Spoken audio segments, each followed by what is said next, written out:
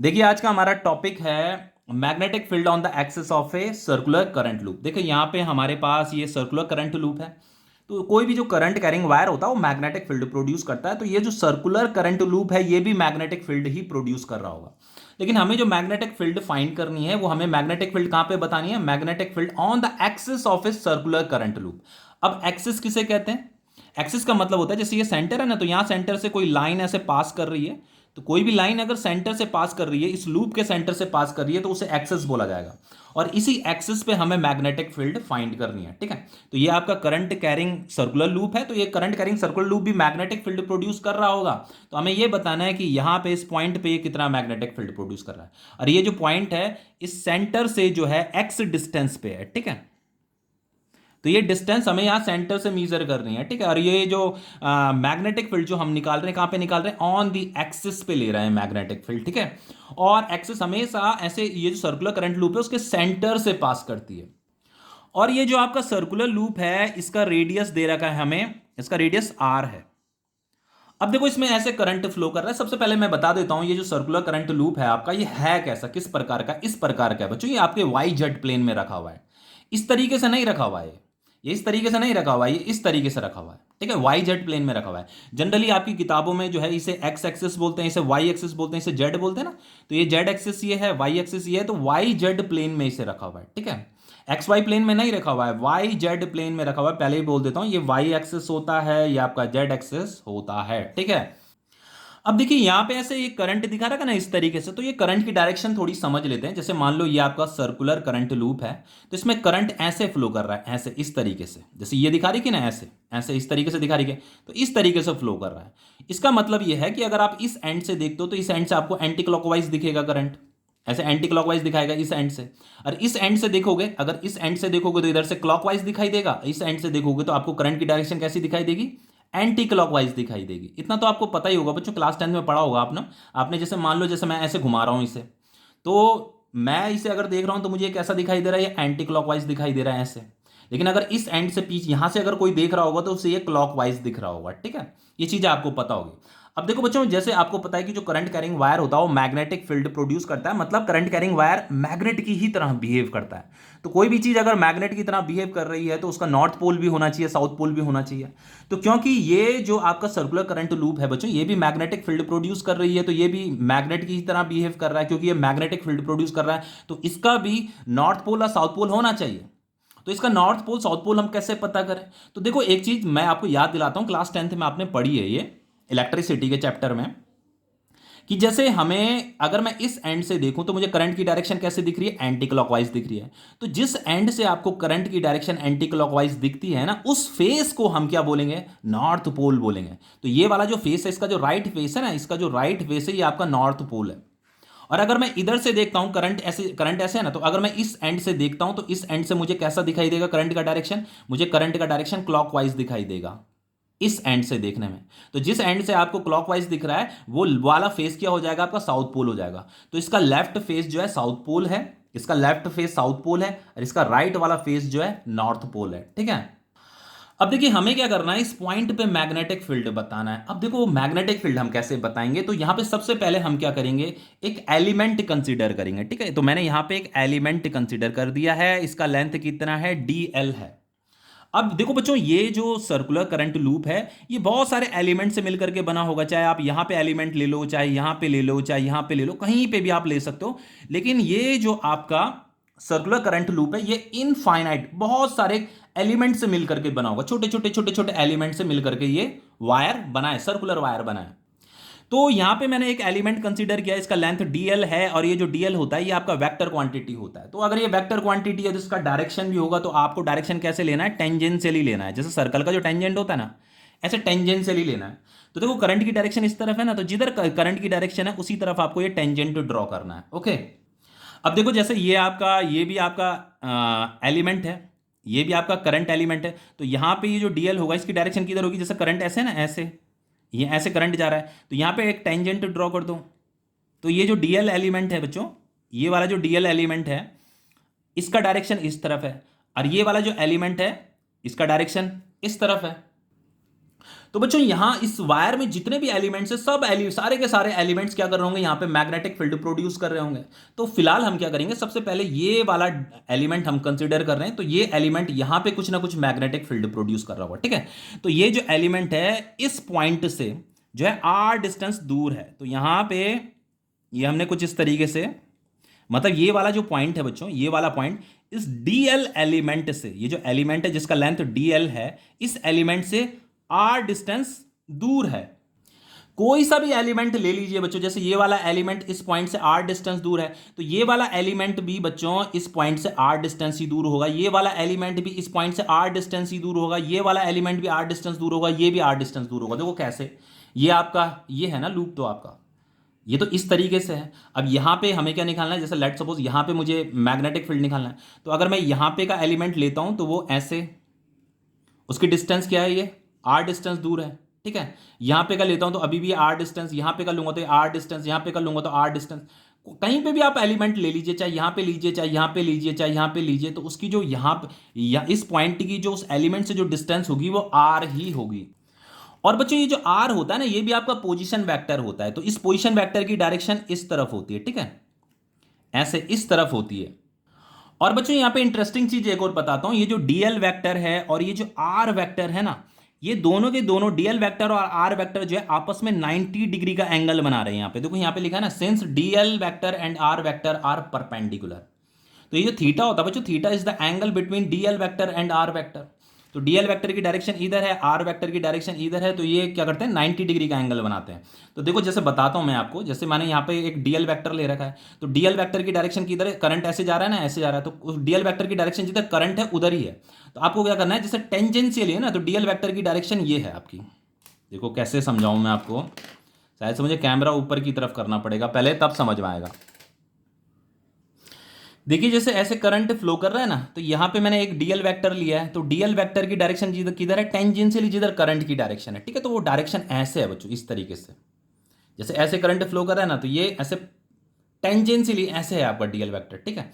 और यहां पे हमें क्या करना है, ये आर डिस्टेंस पे क्या निकालना है हमें, ये आर डिस्टेंस पे हमें क्या निकालना है, मैग्नेटिक फील्ड बताना है। ये जो एलिमेंट है, ये एलिमेंट यहां पे कितना मैग्नेटिक फील्ड प्रोड्यूस कर रहा है वो हमें पता करना है। तो देखो हम क्या करेंगे, आर वेक्टर की डायरेक्शन ये है इस तरीके से, ठीक है, ऐसे होगा ना, इस तरीके से, ये नीचे की तरफ है, तो ये आर वेक्टर ऐसे है आपका, ऐसे समझिए ये आपका डीएल वेक्टर है, ऊपर की तरफ था डीएल वेक्टर, ये ऊपर ऐसे टेंजेंशियली था इस तरफ, और ये आर वेक्टर ऐसे नीचे की तरफ है, ये आर वेक्टर ऐसे नीचे की तरफ है ऐसे।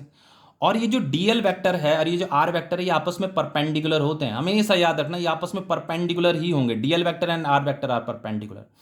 अब देखो हमें क्या करना है, मैग्नेटिक फील्ड की डायरेक्शन पता करनी है, ये वाला मैग्नेटिक फील्ड। तो मैग्नेटिक फील्ड की डायरेक्शन कैसे पता करते हैं, देखो अभी बताता हूं आपको। देखो जो मैग्नेटिक फील्ड का जो वेक्टर फॉर्म होता है वो होता है mu naught upon 4 pi I DL cross R divided by R cube. तो जब हम डी एल और आर तो आपस में परपेंडिकुलर है, डीएल इधर है आर इधर है, ये आर ऐसे नीचे की तरफ है, ठीक है, ऐसे डीएल इधर है आर इधर है। तो ये जो डीबी होता है बच्चों, ये डीबी डीएल के भी परपेंडिकुलर होता है और आर के भी परपेंडिकुलर होता है, याद रखना। तो डीबी या तो इधर होगा, ऐसे होगा परपेंडिकुलर, या तो नीचे की तरफ होगा परपेंडिकुलर, ठीक है। अब कैसे पता करें कि किस तरफ होगा, तो कुछ नहीं करना, आपको राइट हैंड रूल यूज करना है। तो डीएल से आर की तरफ आपको अपने राइट हैंड की फिंगर को कर्ल करना है। तो डीएल इधर है ना, ये है आपका डीएल, आर इधर है, तो आपको डीएल से आर की तरफ अपनी फिंगर को कर्ल करना है। तो डीएल से आर की तरफ अगर मैं फिंगर को कर्ल करूंगा तो मेरा थंब इधर कर रहा है ना, तो यही क्या है आपकी मैग्नेटिक फील्ड की डायरेक्शन है।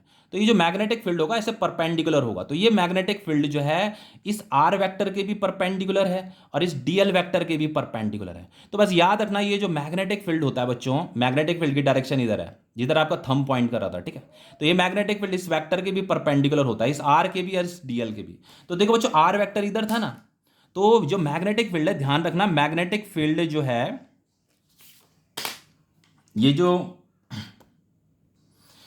जो डीबी मैग्नेटिक फील्ड है, इसकी डायरेक्शन ये है, और ये डीबी बच्चों इस आर वेक्टर के परपेंडिकुलर है, तो ये परपेंडिकुलर है, ठीक है, ये आर वेक्टर है, ये डीबी है, तो ये आपस में 90, यहां पे 90 डिग्री का एंगल बन रहा है बस। देखो मैग्नेटिक फील्ड का ये वेक्टर फॉर्मूला होता था ना, तो जैसे बच्चों ये जो मैग्नेटिक फील्ड होता है ना, मैग्नेटिक फील्ड इस आर वेक्टर के भी परपेंडिकुलर होता है, और मैग्नेटिक फील्ड जो होता है ना, इस डीएल वेक्टर के भी परपेंडिकुलर होता है, ये आपको नॉलेज होनी चाहिए, ठीक है। तो हम यहाँ पे लिखेंगे according to Biot Savart law magnetic field dB due to current element D L at C. तो ये आपकी लोकेशन सी है, ठीक है, जहां पे ये डी एल एलिमेंट हमने बना रखा ये लोकेशन सी है। तो at C due to current element D L at C is given by, तो ये एलिमेंट यहाँ पे जो मैग्नेटिक फील्ड बना रहा है इतनी मैग्नेटिक फील्ड बना रहा है, ठीक है। तो बच्चों ये जो थीटा होता है, theta is the angle between D L vector and R vector. तो ये जो डी एल वैक्टर है और ये जो आर वैक्टर है, मैंने स्टार्टिंग में बताया था यहाँ पे ये 90 डिग्री का एंगल बन रहा है यहाँ पे, ठीक है। तो अगर बच्चों थीटा अगर 90 डिग्री है तो साइन 90 डिग्री की वैल्यू क्या होती है, 1 होती है। साइन 90 कितना होता है आपका, साइन 90 की वैल्यू क्या बताओ, 1 होगी।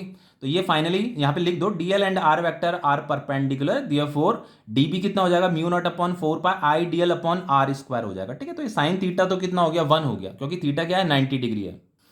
अब देखिए इसे हम ऐसे लिख सकते हैं, DB is equal to mu naught upon 4 pi I D L. इस आर स्क्वायर को मैं क्या लिखूंगा, इसे मैं लिख सकता हूं, देखो यहां पे बता देता हूं, देखो ये राइट एंगल ट्रायंगल बना ना, यहाँ पे ये 90 डिग्री का एंगल बन रहा है। तो आर स्क्वायर क्या हो जाएगा बच्चों आपका, आर स्क्वायर हो जाएगा आपका X square plus are square, Pythagoras theorem, ठीक है। ये आपका हाइपोटेन्यूस है, ये बेस है, ये परपेंडिकुलर है। तो आर स्क्वायर की जगह में मैं लिख दूंगा यहाँ पे x square plus are square. तो ये हो गई आपकी इक्वेशन फर्स्ट। अब देखो बच्चों ये वाला जो एलिमेंट है ये यहाँ पे इतना मैग्नेटिक फील्ड प्रोड्यूस कर रहा है, उसी तरीके से ये वाला एलिमेंट भी यहाँ पे कुछ ना कुछ मैग्नेटिक फील्ड प्रोड्यूस कर रहा होगा। तो ये वाला जो एलिमेंट है वो जो मैग्नेटिक फील्ड प्रोड्यूस कर रहा है उसकी डायरेक्शन किधर होगी, तो देखो पता कैसे पता करेंगे, मैंने अभी आपको क्या बताया था कि ये जो डीबी जो मैग्नेटिक फील्ड है बच्चों वो इस आर वेक्टर के परपेंडिकुलर है। यहां पे बताया था मैंने कि जो डीबी होता है वो आर वेक्टर के परपेंडिकुलर होता है। उसी तरीके से बच्चों जैसे ये जो यहां से अगर मैं ये लाइन प्रोड्यूस करूं यहां से, तो ये भी आर डिस्टेंस पे ही होगा ये वाला पॉइंट, और इस वेक्टर में भी ये दोनों, ये जैसे ये एलिमेंट और ये पॉइंट आर डिस्टेंस पे थे, उसी तरीके से ये एलिमेंट और ये पॉइंट भी आर डिस्टेंस पे ही है। तो ये इसे भी आपका पोजीशन वेक्टर ही बोला जाता है। तो ये जो आर वेक्टर है बच्चों, जैसे ये वाला आर वेक्टर इस मैग्नेटिक फील्ड के साथ 90 डिग्री का एंगल बना रहा है ना, उसी तरीके से ये वाला जो आर वेक्टर है ये भी मैग्नेटिक फील्ड के साथ 90 डिग्री का एंगल ही बनाएगा। और जितना मैग्नेटिक फील्ड का मैग्नीट्यूड इस डीबी का था ना, उतना ही बच्चों इस वाले मैग्नेटिक फील्ड का मैग्नीट्यूड भी होगा। तो चलो हमने लेट सपोज इसे डीबी डैश बोल दिया, बस डायरेक्शन अलग अलग हुआ, इसका डायरेक्शन इधर है, इसका डायरेक्शन अलग अलग है, लेकिन दोनों का मैग्नीट्यूड सेम है बच्चों, डीबी और डीबी डैश दोनों का मैग्नीट्यूड सेम होगा, बस डायरेक्शन अलग अलग होगी। अब मैग्नीट्यूड सेम क्यों है, इसलिए बच्चों क्योंकि ये वाला जो एलिमेंट है इसका लेंथ भी डीएल है, इस वाले एलिमेंट का लेंथ भी डीएल है, दोनों के दोनों सेम डिस्टेंस पे, ये भी इस पॉइंट से आर डिस्टेंस पे, ये भी इस पॉइंट से आर डिस्टेंस में, इसमें भी जितना करंट इसमें फ्लो कर रहा है उतना ही करंट इसमें भी फ्लो कर रहा है, ठीक है। इसलिए दोनों ही एलिमेंट सेम मैग्नीट्यूड के मैग्नेटिक फील्ड प्रोड्यूस करेंगे, ठीक है। तो देखिए जैसे ये पॉइंट सी था ना, इस पॉइंट को हमने डी नाम दे दिया, ठीक है। तो यहां पे हम लिखेंगे similarly magnetic field DB dash, ये आपका डीबी डैश है, ये आपका डीबी डैश है। तो ये मैग्नेटिक फील्ड कौन प्रोड्यूस कर रहा है, ये वाला एलिमेंट। तो magnetic field DB dash due to current element D L at D, इस डी पॉइंट पे जो डी एल एलिमेंट है ये कितना मैग्नेटिक फील्ड प्रोड्यूस करेगा, DB dash is equal to इतना ही करेगा, ठीक है, mu naught upon 4 pi I D L divided by x square plus are square. तो ये हो गई आपकी इक्वेशन सेकंड। अब देखो from equation first and equation second, from equation first and equation second, ये जो डीबी है और ये जो डीबी डैश है ये दोनों के दोनों क्या है, इक्वल है, दोनों का मैग्नीट्यूड इक्वल है, बस डायरेक्शन अलग अलग है पर मैग्नीट्यूड इक्वल है बच्चों। तो ये डीबी या डीबी डैश इसका जो मैग्नीट्यूड है वो है आपका mu naught upon 4 pi I D L divided by x square plus are square, okay. अब देखिए अब हम क्या करेंगे, resolving DB and dB dash into rectangular component, हम क्या करेंगे इस डीबी या डीबी डैश को रिजॉल्व करेंगे। देखो रिजॉल्व कैसे करते हैं,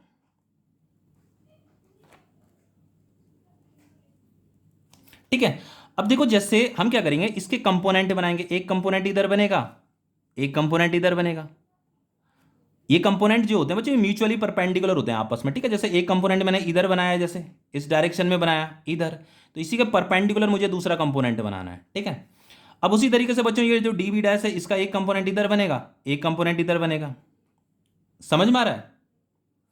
अब देखो बच्चों यहां पे हमें ना एंगल डिसाइड करना पड़ेगा, या तो आप यहां पे थीटा ले लीजिए या तो यहां पे थीटा ले लीजिए, कहीं पे भी ले लीजिए, ठीक है। तो जैसे लेट सपोज मैंने यहां पे थीटा ले लिया, ठीक है, ये थीटा बन रहा है, तो उसी तरीके से यहां पे भी क्या बन रहा होगा बच्चों, थीटा बन रहा होगा, थीटा एंगल हमने मान लिया, ठीक है।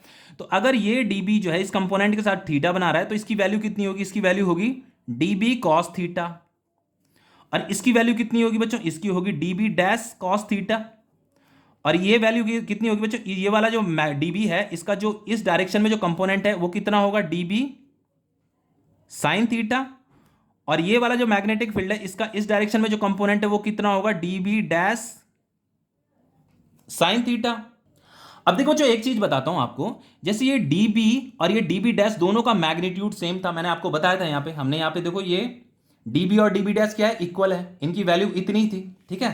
तो उसी तरीके से बच्चों यहां पे ये जो डीबी कॉस थीटा है और ये जो डीबी डैश कॉस थीटा है ना, इन दोनों का मैग्नीट्यूड भी इक्वल है, क्योंकि डीबी और डीबी डैश इक्वल है तो dB cos theta dB dash cos theta भी इक्वल होगा। और ये अपोजिट डायरेक्शन में, तो ये क्या हो जाएंगे, कैंसिल हो जाएंगे। ये dB cos theta dB dash cos theta cancel हो जाएंगे, क्योंकि दोनों इक्वल मैग्नीट्यूड के और अपोजिट डायरेक्शन में। तो देखो यहां पे क्या लिखा है, since dB cos theta and dB dash cos theta are equal and opposite therefore they cancel out each other. तो वो आपस में क्या हो रहे हैं, कैंसिल आउट हो रहे हैं, ठीक है। और ये जो dB sine theta dB dash sine theta है ना, इन दोनों का मैग्नीट्यूड भी सेम है, लेकिन बच्चों ये अपोजिट डायरेक्शन में नहीं है, ये सेम डायरेक्शन में है। तो ये एक दूसरे को क्या कर रहे हैं, फेवर कर रहे हैं। तो इन्हें क्या किया जाएगा, ऐड किया जाएगा। देखो ये तो कैंसिल हो गए, अपोजिट डायरेक्शन में थे, लेकिन इन्हें कैंसिल नहीं किया जाएगा, ये दोनों के दोनों सेम डायरेक्शन में। उसी तरीके से बच्चों अगर मैं और भी एलिमेंट लेता हूं ना, जैसे ये एलिमेंट लिया था तो इसके अपोजिट डायरेक्शन वाला मैंने दूसरा एलिमेंट यहां पे ये लिया था, तो ये दोनों एलिमेंट जो मैग्नेटिक फील्ड प्रोड्यूस कर रहे हैं इस डायरेक्ट नेट मैग्नेट, ये दोनों एलिमेंट नेट इतना मैग्नेटिक फील्ड प्रोड्यूस कर रहे हैं, dB sine theta plus dB dash sine theta. लेकिन बच्चों यहां पे और भी तो एलिमेंट है, जैसे एक एलिमेंट ये है, एक एलिमेंट ये है, एक एलिमेंट ये है, एक एलिमेंट ये भी तो एलिमेंट है। तो हम क्या करेंगे, सारे एलिमेंट लेंगे, तो वो सारे एलिमेंट मैग्नेटिक फील्ड बना रहे होंगे तो उनके भी हम कंपोनेंट बनाएंगे। तो इसे नॉलेज में रखिए बच्चों, उनके जो ये जितने भी एलिमेंट होंगे ना यहाँ पे, उनका वो भी मैग्नेटिक फील्ड बना रहे होंगे, और उनका मैग्नेटिक फील्ड का जो ये डीबी कॉस थीटा होगा, ये जो डीबी डैश कॉस थीटा होगा ना, वो कैंसिल होते जाएंगे।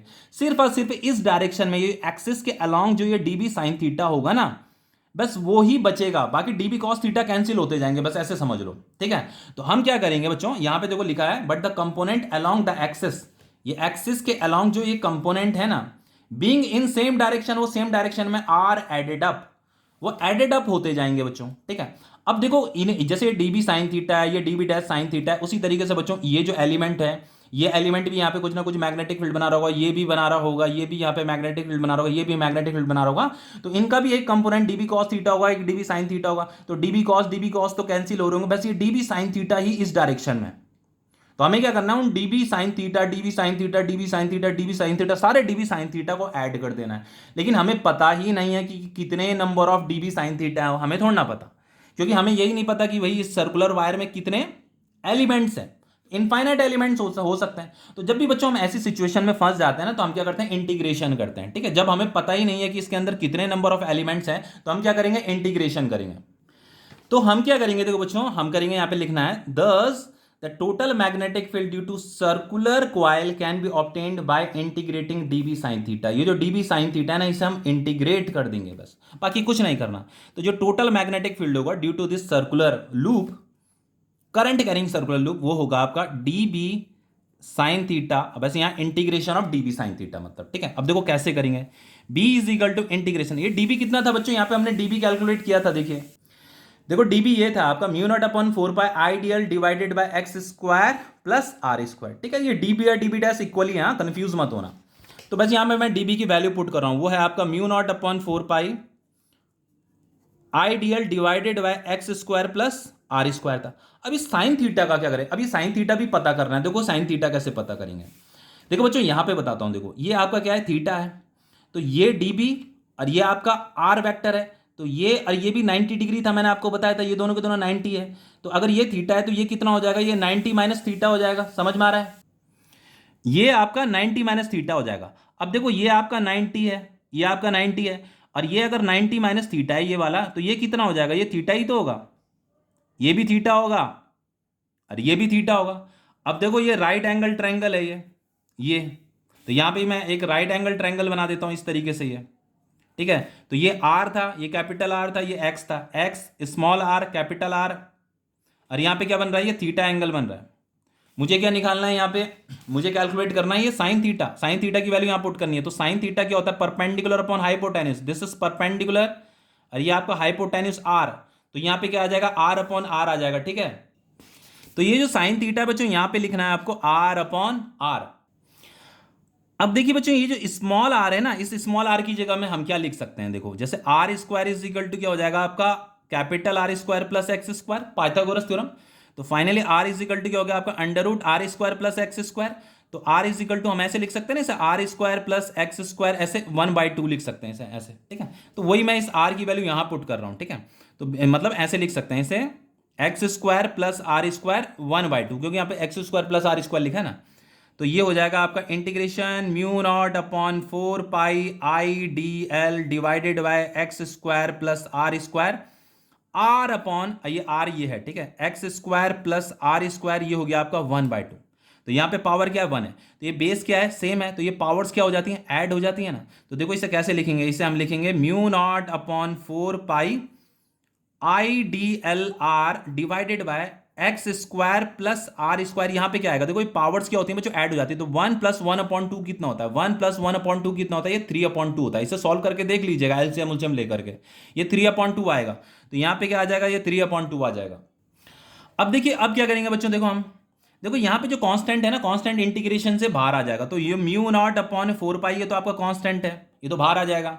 ये आई भी कांस्टेंट है, आर भी कांस्टेंट है, ये एक्स स्क्वायर भी, x square plus are square भी आपका कांस्टेंट है। तो बस इंटीग्रेशन के अंदर क्या रहेगा, ये डीएल रहेगा, क्योंकि डीएल जो लेंथ है ये हमें नहीं पता कि कितना लेंथ है। लेकिन बच्चों इस इंटीग्रेशन और डीएल का मतलब क्या होता है, इसका मतलब होता है DL plus DL plus DL plus DL plus, तब तक इसे ऐड करते रहेंगे जब तक हमें इस ये जो सर्कुलर लूप है इसकी पूरी की पूरी लेंथ ना मिल जाए। इंटीग्रेशन ऑफ डीएल का मतलब DL plus DL plus DL से हम तब तक ऐड करेंगे जब तक हमें सर्कुलर लूप की लेंथ ना मिल जाए। तो इस सर्कुलर लूप की पूरी लेंथ कितनी होगी बच्चों, जो इसका सरकमफेरेंस होगा, तो इसका रेडियस आर है, तो ये इसका सरकमफेरेंस कितना है, 2 पाई आर होगा ना। तो यहां पे क्या आ जाएगा, इंटीग्रेशन ऑफ डीएल की जगह में हम लिख देंगे 2 पाई आर। बस यही तो करना है, बाकी कुछ भी नहीं करना। तो b इज इक्वल टू हो जाएगा आपका mu naught upon 4 pi I r divided by x square plus are square, ये 3/2, और इंटीग्रेशन डीएल की जगह में आ गया आपका 2 पाई आर आ गया। ओके, अब देखिए ये कट जाएगा आपका, पाई से पाई कट गया, और ये 2 2 4 हो गया। तो b is equal to, b मतलब मैग्नेटिक फील्ड, ठीक है, ये हो जाएगा आपका म्यू नॉट अपॉन 2 ये I r square x square plus are square 3/2। ये हमें मैग्नेटिक फील्ड का एक्सप्रेशन मिल गया है। देखो बच्चों एक इंपॉर्टेंट चीज बताता हूं, देखो देखो इस जब हमने ये डेरिवेशन किया था ना, तो यहां पे एक एलिमेंट कंसीडर किया था, इस एलिमेंट का इस पॉइंट से जो डिस्टेंस था आर था। तो ये जो स्मॉल आर था, इस फॉर्मूले में कहीं पे भी स्मॉल आर नहीं आया है। सिर्फ और सिर्फ क्या आएगा, देखो हमें इस सेंटर से, कभी भी एग्जामिनर जब क्वेश्चन पूछेगा ना, तो वो ये पूछेगा कि जो सर्कुलर कॉइल है इसके सेंटर से एक्स डिस्टेंस पे मैग्नेटिक फील्ड बताओ। तो देखो फॉर्मूले में एक्स आ रखा है, फॉर्मूले में ये एक्स आ रखा है, और इस सर्कुलर लूप का रेडियस भी दिया होगा कैपिटल आर, तो फॉर्मूले में कैपिटल आर भी आ रखा है, लेकिन ये स्मॉल आर नहीं आएगा, ठीक है। अब देखिए बच्चों अगर मैं इसकी डायरेक्शन की बात करूं, तो डायरेक्शन किधर होगा, देखो हमारे देखो ये जो डीबी कॉस थीटा था ये तो कैंसिल हो गए थे, बस यही वाले कंपोनेंट तो बचे डीबी साइन थीटा। तो ये जो सर्कुलर लूप है ना, ये जो मैग्नेटिक फील्ड प्रोड्यूस कर रहा है, जो नेट मैग्नेटिक फील्ड प्रोड्यूस कर रहा है, उसकी डायरेक्शन इसी तरफ है, अलोंग एक्सिस। ये जो एक्सिस है ना, इसी एक्सिस के अलोंग है। जैसे आपका ये सर्कुलर लूप था ना, करंट ऐसे फ्लो कर रही थी इसमें, तो इसमें यहां पे जो ऐसे ये आपकी एक्सिस थी, ये सेंटर था ना, ऐसे ये आपकी एक्सिस थी। तो ये जो मैग्नेटिक फील्ड प्रोड्यूस करेगा इस डायरेक्शन में प्रोड्यूस करेगा। उसी तरीके से बच्चों सेंटर में भी ये मैग्नेटिक फील्ड इसी डायरेक्शन में प्रोड्यूस करेगा। और अगर मैं यहां पे कोई पूछता है आपसे, यहां पे पूछता है मैग्नेटिक फील्ड, तो यहां पे भी मैग्नेटिक फील्ड की डायरेक्शन ये ही होगी, अगर करंट की डायरेक्शन ऐसी है तो। अगर मैं करंट की डायरेक्शन को पलट देता हूं, ऐसे कर देता हूं, तो देन ये मैग्नेटिक फील्ड की डायरेक्शन इधर हो जाएगी, यहां पे भी इधर हो जाएगी, यहां पे भी इधर हो जाएगी। अब देखो मैं कैसे करके बता रहा हूं, देखो बताता हूं कैसे करके मैंने बताया। देखो ये करंट की डायरेक्शन, ये करंट की डायरेक्शन ऐसी है ना, ऐसे। अब देखो बच्चों मैंने आपको बताया था कि करंट की डायरेक्शन ऐसे है, ऐसे इस तरीके से। तो इधर से अगर आप राइट हैंड साइड से अगर देखोगे, तो राइट हैंड साइड से आपको करंट कैसे दिख रहा है, एंटी क्लॉकवाइज दिख रहा है। कैसे दिख रहा है, एंटी क्लॉकवाइज। तो जिस एंड से आपको एंटी क्लॉकवाइज दिख रहा है, उस फेस को हम क्या बोलेंगे, नॉर्थ पोल बोलेंगे। तो ये जो इसका जो ये जो इसका राइट फेस है ना बच्चों, इसका जो राइट फेस है, right face is north pole है। भाई जो करंट कैरिंग लूप होता है ना बच्चों, वो मैग्नेट की तरह बिहेव करता है। अब मैग्नेट की तरह बिहेव कर रहा है, तो उसका साउथ पोल भी होगा, नॉर्थ पोल भी होगा। तो इसका जो राइट वाला फेस है, ये वाला फेस जो है नॉर्थ पोल है, ठीक है। अब अगर मैं इधर से जैसे करंट ऐसे फ्लो कर रहा है, तो अगर मैं इस एंड से देखूंगा तो इस एंड से मुझे करंट की डायरेक्शन कैसी दिखाई देगी, क्लॉकवाइज दिखाई देगी। इधर से तो एंटी क्लॉकवाइज दिख रही है, इधर से क्लॉकवाइज दिखेगी, ठीक है, इस एंड से। तो क्योंकि इस एंड से वो क्लॉकवाइज दिख रही है, तो ये जो लेफ्ट फेस है बच्चों, जिस एंड से आपको करंट की डायरेक्शन क्लॉकवाइज दिखती है, वो वाला जो फेस होता है वो क्या होता है, आपका साउथ पोल होता है, ठीक है। अब देखो, जैसे मैंने यहां पे एक बार मैग्नेट बनाया, तो बार मैग्नेट में एक नॉर्थ होता है, एक साउथ होता है ना। तो देखो, जैसे इसका जो राइट वाला फेस है वो नॉर्थ पोल है, तो इसका भी राइट वाला फेस को हमने बोल दिया नॉर्थ पोल। और जैसे इसके लेफ्ट वाले फेस को हमने साउथ बोल दिया, तो इसके लेफ्ट वाले फेस को हमने बोल दिया साउथ पोल, ठीक है। देखो, बार मैग्नेट की हेल्प से समझा रहा हूं मैं आपको कि यहां पे मैंने मैग्नेटिक फील्ड की डायरेक्शन ऐसे, और यहां पे भी ऐसे क्यों ले रही है, और यहां पे भी ऐसे क्यों ले रही है, ठीक है। तो देखो बच्चों, ये नॉर्थ पोल से ऐसे मैग्नेटिक फील्ड निकलती है, ऐसे साउथ पोल में जाती है, इतना आप सबको पता है, ठीक है। नॉर्थ से निकल रही है, साउथ में जा रही है, इस तरीके से। तो नॉर्थ से निकल रही है और ये साउथ में जा रही है, कुछ इस तरीके से, ओके। तो ऐसे यहां से निकलती है और यहां एंटर कर जाती है, यहां एंटर कर जाती है, ये इस तरीके से। तो देखो, ये देखो मैग्नेटिक फील्ड की डायरेक्शन देखो ऐसी है ना। अगर नॉर्थ पोल राइट साइड में है, लेफ्ट साइड में क्या है, साउथ है। देखो यहाँ लेफ्ट फेस में क्या है, साउथ है। राइट फेस में क्या है, आपका नॉर्थ है, इसके राइट में नॉर्थ है। तो मैग्नेटिक फील्ड की डायरेक्शन इस तरफ होगी, ऐसे। तभी तो इधर ले रही है मैग्नेटिक फील्ड की डायरेक्शन, ओके। बाकी आप राइट हैंड से भी पता कर सकते हो, कोई बहुत बड़ी बात नहीं। जैसे करंट ऐसे जा रही है ना, करंट, अब ये जो रिंग है ये तो छोटी हो गई, मेरी फिंगर इसके अंदर नहीं जाएगी। जैसे करंट ऐसे जा रही है इस तरीके से, ठीक है। तो आपको क्या करना है, जैसे करंट इधर गई ना, तो देखो इधर मैंने थंब कर दिया इधर। जैसे मैंने इसे, करंट ऐसे जा रही है इधर, तो मैंने इसे थंब यहाँ पे किया। अब मैं इसे पकड़ूंगा तो देखो मेरी फिंगर की इधर अंदर की तरफ कल हो रही है ना, तो मेरी फिंगर ऐसे इधर को जा रही है, तो इधर ही क्या होगी, करंट की डायरेक्शन होगी, बस। अब देखिए बच्चों, कुछ स्पेशल केस पढ़ लेते हैं। देखो स्पेशल केस क्या है, देखो स्पेशल केस पढ़ लेते हैं।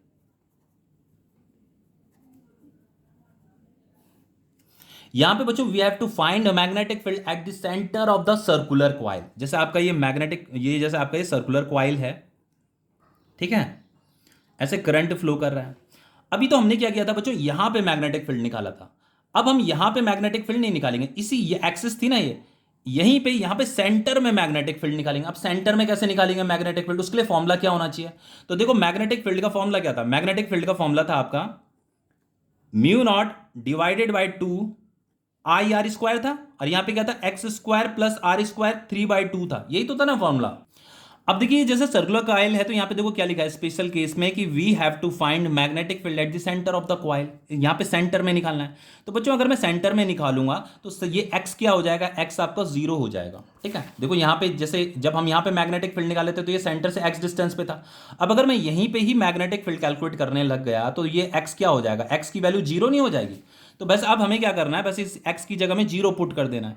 तो ये b इज इक्वल टू क्या हो जाएगा आपका, mu not divided by 2IR² divided by, ये तो 0 हो जाएगा, और ये हो जाएगा आपका R², 3/2, ठीक है। तो ये 2 से 2 कट गया आपका, तो ये b इज इक्वल टू क्या हो जाएगा, b आपका मैग्नेटिक फील्ड है, म्यू नॉट डिवाइडेड बाई 2, ये हो गया आपका IR², और ये हो गया R⁻3। तो ये R² कट जाएगा, इससे यहां एक सिंगल R बचेगा। तो मैग्नेटिक फील्ड कितना हो गया, mu naught I divided by 2R। इस फॉर्मूले को लर्न कर लीजिए बच्चों, बहुत ही इंपॉर्टेंट फॉर्मूला है।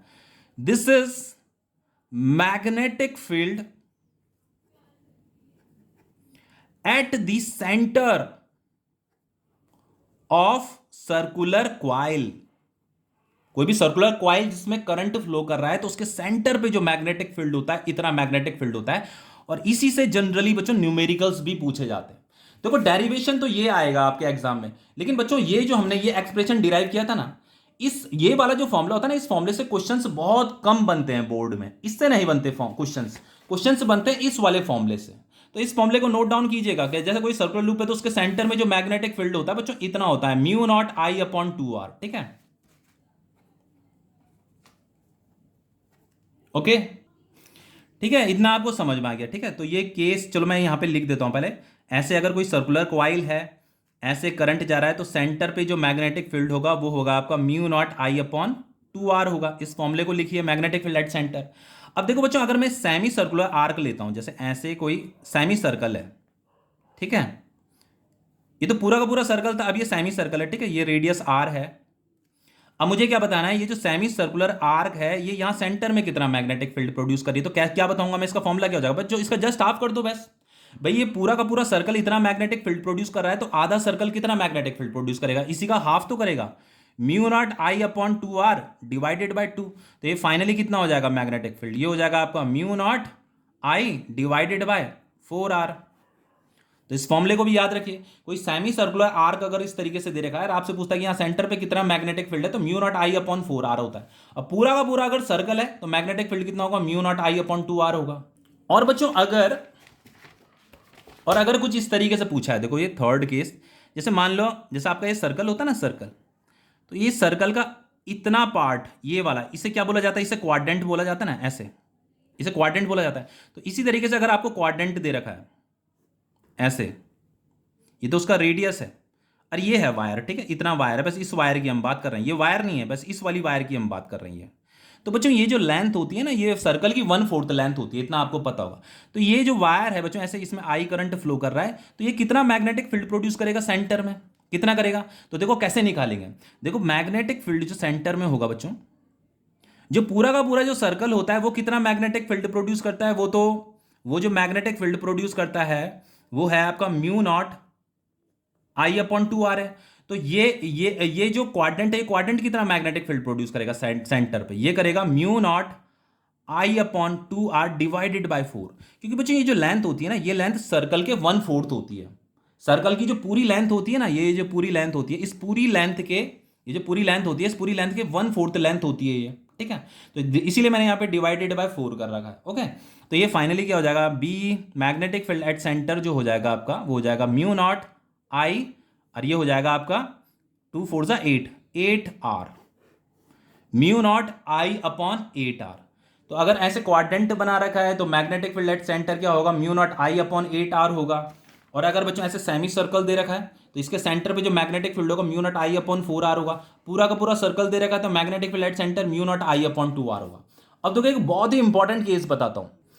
अब देखिए बच्चों ये बहुत ही इंपॉर्टेंट केस है, इसे ध्यान से देखिएगा। Magnetic field at the centre of an arc length L, जैसे आपका एक आर्क है और इसमें ऐसे करंट फ्लो कर रहा है, इस आर्क का लेंथ एल दे रखा है और ये क्या कर रहा है, एंगल थीटा एंगल सबटेंड कर रहा है यहाँ सेंटर में। जैसे ये सेंटर है, मतलब ये जो आर्क है बच्चों किसी एक सर्कल का पार्ट है, ये किसी सर्कल का पार्ट है, ठीक है। और यहाँ पे ये सेंटर है, इसका रेडियस आर दे रखा है और ये जो लेंथ एल है ये यहाँ पे थीटा एंगल सबटेंड कर रहा है। अब मुझे ये बताना है कि ये जो आर्क है, ये आर्क सेंटर में कितना मैग्नेटिक फील्ड प्रोड्यूस कर रही है। अब कैसे बताएंगे बच्चों, देखो बच्चों कैसे बताएंगे अभी मैं बताता हूं आपको। देखो देखो इतना हमें पता है कि जो पूरा का पूरा सर्कल होता है ना, उस सेंटर में कितना मैग्नेटिक फील्ड प्रोड्यूस करता है, mu naught I upon 2r magnetic field produce करता है, ये हमें पता है। तो ये जो मैग्नेटिक फील्ड प्रोड्यूस हो रहा है बच्चों, ये देखो ये जो वायर है ना, इस जैसे मान लो इसका रेडियस r है तो इसका पूरा का पूरा लेंथ कितना होगा, 2πr होगा। तो हम ये कह सकते हैं कि 2πr लेंथ का जो सर्कुलर वायर होगा वो सेंटर में इतना मैग्नेटिक फील्ड प्रोड्यूस करता है। तो अगर मुझे ये पता है कि इतना लेंथ का वायर सेंटर में इतना मैग्नेटिक फील्ड प्रोड्यूस कर रहा है, तो मैं ये भी पता कर सकता हूं कि एल लेंथ का वायर कितना मैग्नेटिक फील्ड प्रोड्यूस करता है।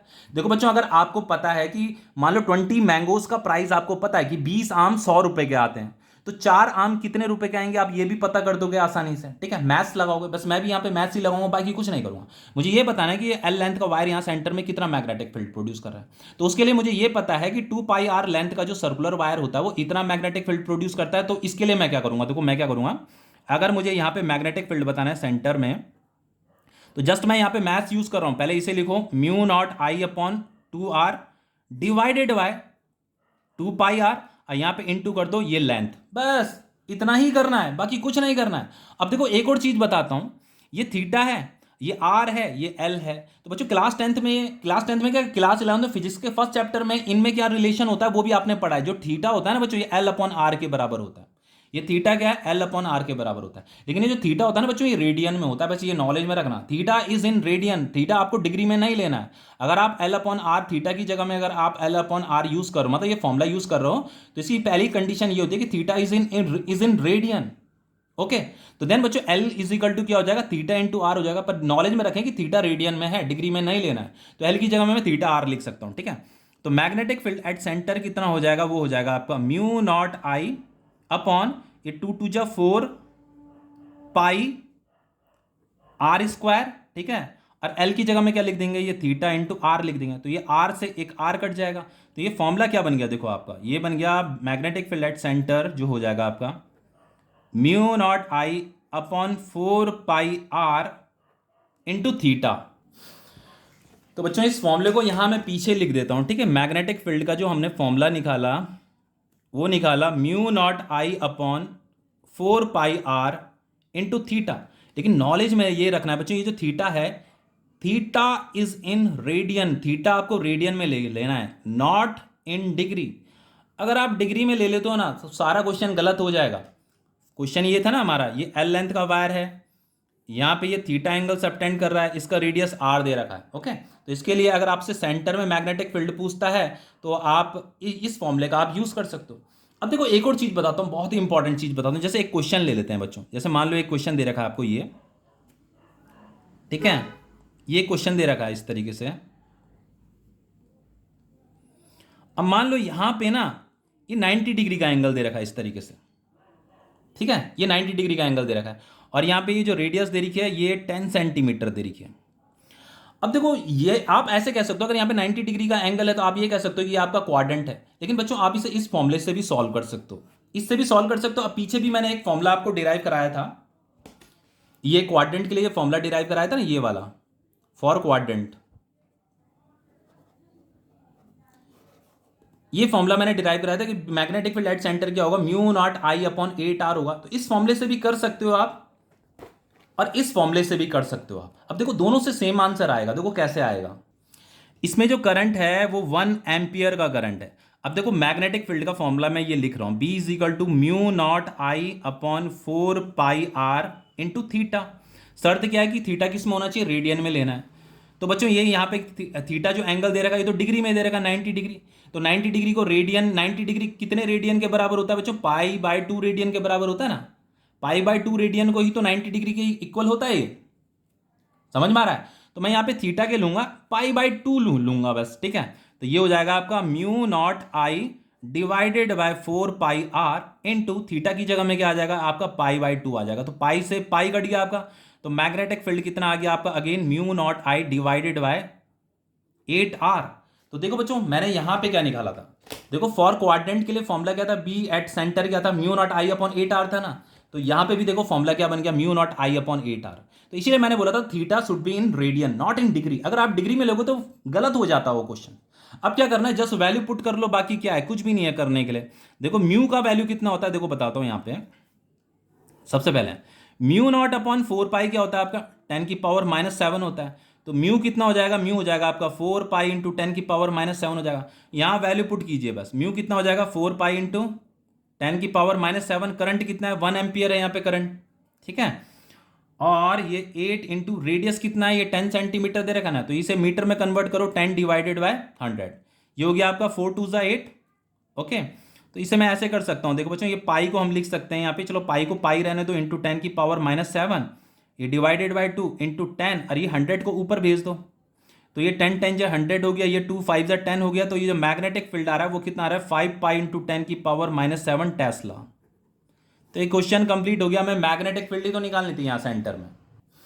देखिए नेक्स्ट क्वेश्चन, ये क्वेश्चन क्या कह रहा है, ये भी बहुत इंपॉर्टेंट क्वेश्चन है। देखिए यहाँ पे कह रहा है an alpha particle is completing one circle round of radius 0.8 metre in 2 second. देखो एक अल्फा पार्टिकल है जो कि सर्कल में ऐसे घूम रहा है, ठीक है। तो लोड लाइट सपोज वो ऐसे घूम रहा है, तो जो अल्फा पार्टिकल होता है वो बच्चों पॉजिटिवली चार्ज पार्टिकल होता है। तो अगर वो पॉजिटिव चार्ज पार्टिकल जिस डायरेक्शन में मूव करता है उसी डायरेक्शन में करंट भी होता है। भाई मूवमेंट ऑफ चार्ज को ही तो करंट बोलते हैं। तो अगर अल्फा पार्टिकल ऐसे घूम रहा है इस तरीके से, तो इसका मतलब करंट की डायरेक्शन भी यही है, ये आपकी करंट की डायरेक्शन है, ठीक है। अब देखो बच्चों जो अल्फा पार्टिकल होता है, सबसे पहली बात, charge on an alpha particle, यहां पे दे तो नहीं रखा, लेकिन आपको पता होना चाहिए अल्फा पार्टिकल में जो चार्ज होता है ना वो 2 इंटू ई के बराबर होता है। ई कितना होता है, 1.6 इंटू 10⁻⁻19 कूलम होता है, ठीक है। और अल्फा पार्टिकल पॉजिटिव होता है तो इसलिए यहां पे पॉजिटिव भी आ जाएगा, ओके। अब देखो ये अल्फा पार्टिकल यहां ऐसे सर्कुलर राउंड ऐसे घूमने में लगा हुआ है, इसका रेडियस कितना दे रखा है, रेडियस दे रखा है आपका 0.8 मीटर। और ये जो बच्चों वन सर्कुलर राउंड कंप्लीट करने में 2 सेकंड लगाता है। टाइम कितना दे रखा है? 2 सेकंड लगाता है। तो सबसे पहले इस करंट को कैलकुलेट कर लेते हैं। करंट कैसे निकलेगा? करंट होता है आपका क्यू अपॉन टी। तो करंट अगर क्यू अपॉन टी है तो चार्ज कितना दे रखा है? ये 2 इंटू ई दे रखा है ना। अल्फा पार्टिकल में कितना चार्ज है? 2 इंटू ई। तो क्यू की जगह में आ जाएगा 2 into E divided by T. तो आई इज इक्वल टू क्या हो जाएगा? जो 2 इंटू ई, जो ई जो होता है इसकी वैल्यू कितनी होती है? ई का मतलब होता है 1.6 इंटू 10 की पावर माइनस 19। पता है ना, चार्ज ऑन एन इलेक्ट्रॉन या चार्ज ऑन एन प्रोटॉन की वैल्यू यही तो होती है। डिवाइडेड बाय टाइम कितना दे रखा है? 2 सेकंड। तो ये 2 यहां पर आ जाएगा, ये कट जाएगा। तो करंट कितना आ गया? करंट आ गया 1.6 इंटू 10 की पावर माइनस 19 एम्पियर। ये हमारा करंट निकल गया। हमें निकालना है find the magnetic field at the centre of, यहां सेंटर पे मैग्नेटिक फील्ड निकालना है of the circle. Eight the centre of the circle हमें मैग्नेटिक फील्ड निकालना है। तो मैग्नेटिक फील्ड एट सेंटर का फॉर्मूला क्या होता है बच्चों? वो होता है mu naught I upon 2r। समझ में आ रहा है? तो देखो यहाँ पे मैंने आपको बताया था म्यू नॉट अपॉन 4 पाई जो होता है 10 की पावर माइनस 7 होता है। तो म्यू नॉट की जगह में हम लिख सकते हैं 4 पाई इंटू 10 की पावर माइनस 7 लिख सकते हैं। ठीक है, तो यहाँ पे बी एट सेंटर जो हो जाएगा आपका, म्यू नॉट की जगह में लिखो 4 पाई इंटू 10 की पावर माइनस 7। करंट आपका दे रखा है, करंट हमने यहाँ पे ये कैलकुलेट किया ना, बस इसे लिख दो यहाँ पे 1.6 इंटू 10 की power minus 19 divided by 2 into radius कितना दे रखा है? 0.8 दे रखा है। अब देखिए इसे कैसे सॉल्व करेंगे, बहुत ही सिंपल है। देखो ये 16 4 जा कितना होता है? 64। पर यहाँ पे डेसिमल भी है तो यहाँ पे डेसिमल आ जाएगा, ये पाई भी आएगा। 10 की पावर माइनस 7 है, 10 की पावर माइनस 19 कितना होता है? ये होता है 10 की पावर माइनस 26। 0.8 इंटू 2 कितना होगा? 1.6 होगा। तो डेसिमल से डेसिमल हट जाएगा तो 16 4 जा कितना हो जाएगा? 64 हो जाएगा। तो मैग्नेटिक फील्ड एट सेंटर कितना हो जाएगा बच्चों? ये हो जाएगा आपका 4 इंटू पाई कितना होता है? पाई की वैल्यू होती है 3.14 इंटू 10 की पावर माइनस 26 सॉरी। तो इससे मल्टीप्लाई कर लीजिए बच्चों, कितना हो जाएगा? ये 4 4 जा 16, 4 1 जा 4 5 आएगा, और ये 4 3 जा 12। तो 12.56 इंटू 10 की पावर माइनस 26 टेस्ला। तो ये क्वेश्चन आपका कंप्लीट हो गया। अब देखो एक और क्वेश्चन है, इसे भी कर लेते हैं। तो बहुत ही सिंपल क्वेश्चन है। देखो यहां पे कह रहा है tightly wound 10 turn coil of radius. देखो एक क्वाइल है, ठीक है, एक क्वाइल है, लेकिन बच्चों इस क्वाइल में एक टर्न नहीं है, 10 टर्न है। मतलब एक टर्न, 2 टर्न, 3 4 5 6 7 8 9 10, टोटल कितने टर्न है? 10 टर्न है। और वो टर्न मतलब नंबर ऑफ टर्न कितने हैं? 10 है। ठीक है, यहाँ पे 10 लिख दिया मैंने। फिर लिखा हुआ इसका जो रेडियस दे रखा है वो 10 सेंटीमीटर दे रखा है। तो इसे मीटर में कन्वर्ट कर लेते हैं। डिवाइडेड बाय 100 करूंगा तो ये मीटर में कन्वर्ट हो जाएगा 0.1 मीटर। ओके, इस कैरिंग करंट, इसमें करंट जो फ्लो कर रहा है बच्चों, कितना करंट फ्लो कर रहा है? 2 एम्पियर का करंट फ्लो कर रहा है। What is the magnitude of magnetic field at the centre of the coil? यहां पे हमें मैग्नेटिक फील्ड बताना है सेंटर पे।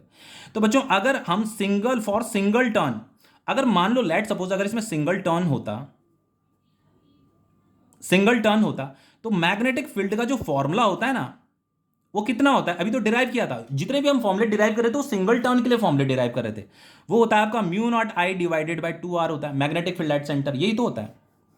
लेकिन बच्चों यहाँ पे सिंगल टर्न नहीं है, यहाँ पे कितने टर्न है? ये जो वायर है इसने टोटल 10 टर्न ले रखे हैं। तो अगर एक से ज्यादा टर्न है तो मतलब फॉर n टर्न्स, n कितना दे रखा? 10 दे रखा। तो बस यहाँ 10 मल्टीप्लाई कर देना, बाकी कुछ नहीं करना। फॉर n टर्न्स तो मैग्नेटिक फील्ड एट सेंटर कितना हो जाएगा? यहाँ n मल्टीप्लाई करना है, इस फॉर्मूले को एज इट इज लिख देना है बस 2r। तो यहाँ वैल्यू पुट कीजिए, n कितना है? 10 दे रखा है। म्यू कितना होता है? म्यू का भी मैंने आपको वैल्यू बताया था बच्चों, 4 पाई इंटू 10 की पावर माइनस 7 लेना है। करंट कितना दे रखा है? यहाँ पे 2 दे रखा है, और ये 2 इंटू रेडियस कितना दे रखा है? 0.1 दे रखा है। तो ये 2 से आपका 2 कट जाएगा। तो यहाँ पे ये आपका डेसिमल हटेगा तो यहाँ आ जाएगा आपका 10। तो ये 4 10 जा सेंटर है, ठीक है, 4 10 जा हो जाएगा आपका 40 पाई इंटू ये 10 की पावर माइनस 7 है, 10 की पावर 1 है, तो ये हो जाएगा 10 की पावर माइनस 6 टेस्ला। तो ये क्वेश्चन आपका कंप्लीट हो गया है। ठीक है।